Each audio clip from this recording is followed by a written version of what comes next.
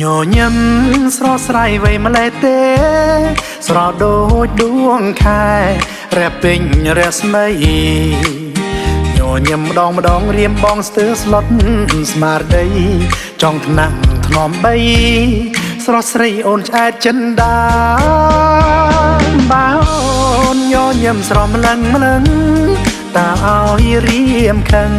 ម្ដេចបានជីវ៉ាសាច់ពោទាំងសងបំប្រងគួរឲ្យស្នេហា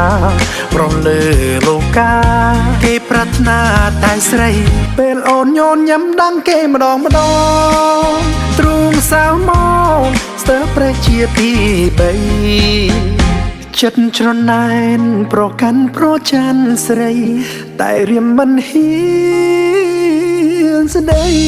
ខ្លាចស្រីអាអន់ចិនដា